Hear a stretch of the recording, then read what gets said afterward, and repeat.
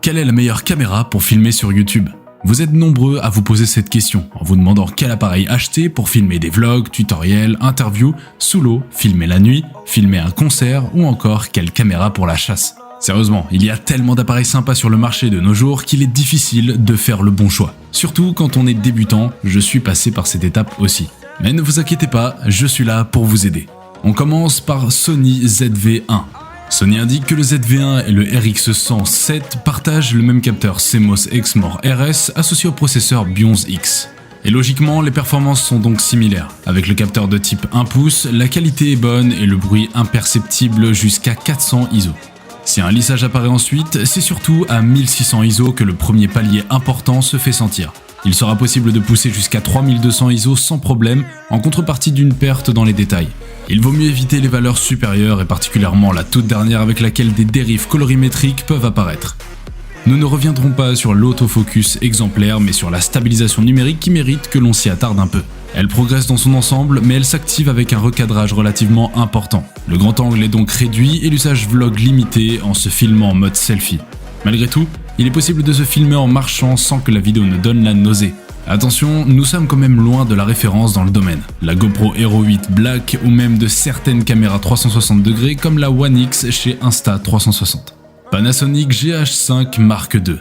Au niveau de l'ergonomie, comme nous l'indiquons plus haut, le Panasonic Lumix GH5 version 2 emprunte beaucoup, voire presque tout au GH5S. Ce dernier améliorait la prise en main déjà bien aboutie du GH5.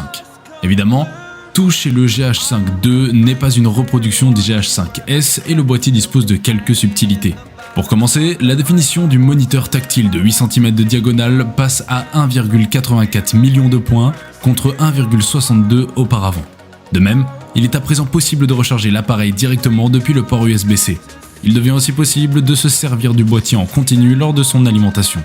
Pour résumer, le Panasonic Lumix GH5 II est un bon boîtier. Correctement construit, il propose une ergonomie efficace et surtout un mode vidéo bien développé. On pourra cependant regretter un certain manque de prise de risque de la part de Panasonic. Le GH5 II est presque un clone du GH5S, auquel aurait été regreffé le capteur du GH5 premier du nom.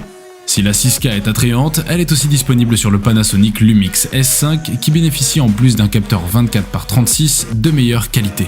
Enfin, pour ceux qui privilégient la photo à la vidéo, l'Olympus OMD EM1 Mark III est un choix tout à fait pertinent. Canon M50 Mark II.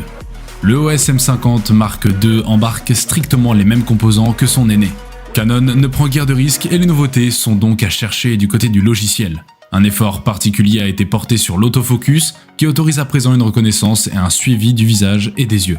En termes d'ergonomie, Canon mise toujours sur la simplicité avec sa gamme d'hybrides à capteur APS-C, alors que des concurrents comme Olympus ou Fujifilm proposent des boîtiers avec moult contrôles.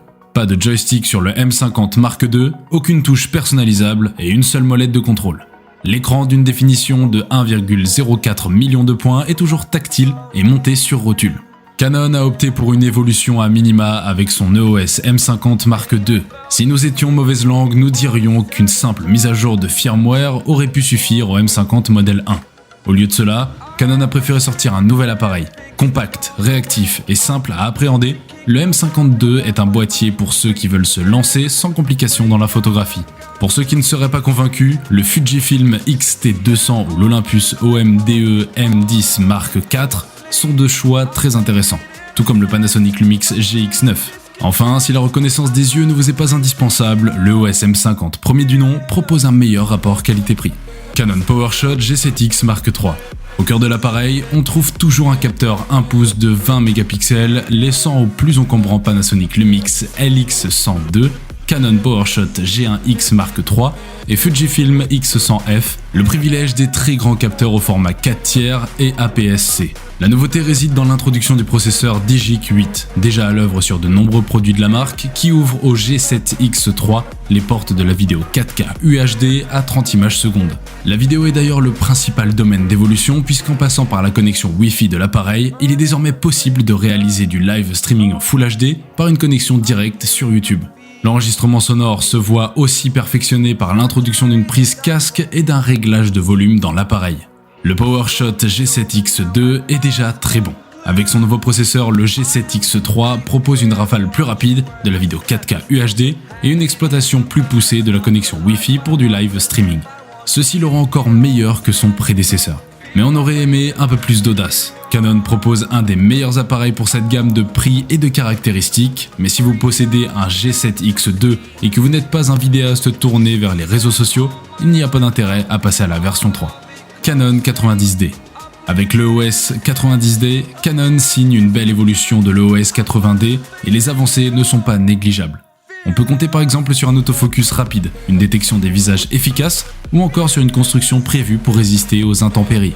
Bien sûr, l'augmentation du nombre de pixels n'est pas à oublier. Malgré tout, certains manques se font bien sentir, notamment au niveau de la qualité des JPEG ou de la montée en sensibilité perfectible. La 4K UHD apporte avec elle des avantages, mais se montre aussi un peu timide en termes de qualité. Finalement, la vraie force de l'EOS 90D réside dans son positionnement réflexe très réussi qui saura séduire les aficionados de la visée optique. L'ergonomie est très bonne et le boîtier semble prêt à vous accompagner partout.